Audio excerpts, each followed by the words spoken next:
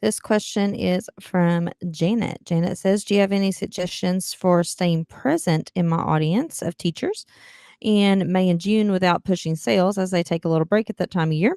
I was thinking a 5-day challenge or other ideas to keep them engaged during the summer months, like a different angle on selling, like get prepared for next year. Usually, the best answer there is to be a part of their life. Like, just do things like Happy 4th of July. July, hey, Happy 4th of July from us. Here's a free packet. June, send things like, summer tips for your family, right? Like, go off script, but still be around. Does that make sense? Like, so in May and June and July, when your teachers are out of school and they are thinking about summer vacation and they are thinking about doing other things, like, be a part of their life. Don't just be this robot business partner who sends them lesson plans every day, right? Like, that's not what your job is.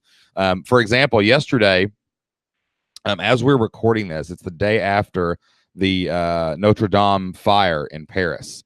And, we, like everybody else in the world yesterday, watched in horror as the steeple fell and, this massive monument that stood for almost 1,000 years burnt, right? And I was sitting there thinking, I have a history degree. I was a history teacher, and at my nature, I love history. I just love I love everything that got us to where we are now as a society.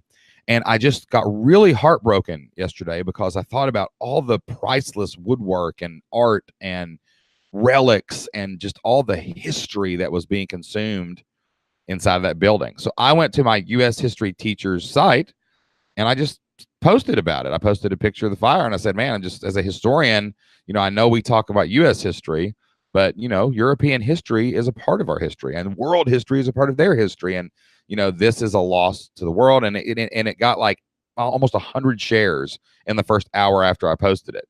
I wasn't giving them a lesson. I wasn't doing anything. I was just being present, having the conversation. Like, this is something that's happening in the world. It's related to what we're doing, and I need to be a part of that. So think about what your avatar is doing this summer and be a part of that.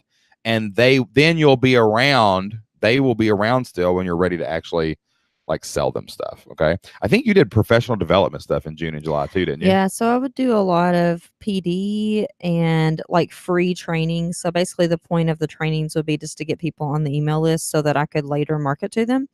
But yeah, I just did a lot of like free stuff and preparing for open house, that type of thing, as you would get closer to like July. I spent a lot of the summer months just kind of talking to people, post some funny memes on your Facebook page about teachers in the summer, just remind them that you're there, but don't push sales on them too much. Another thing you can do is a lot of people turn over their budgets in the summertime.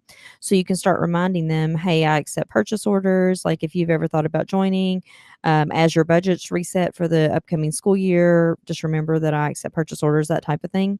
So basically, just remind them that you're there without being salesy.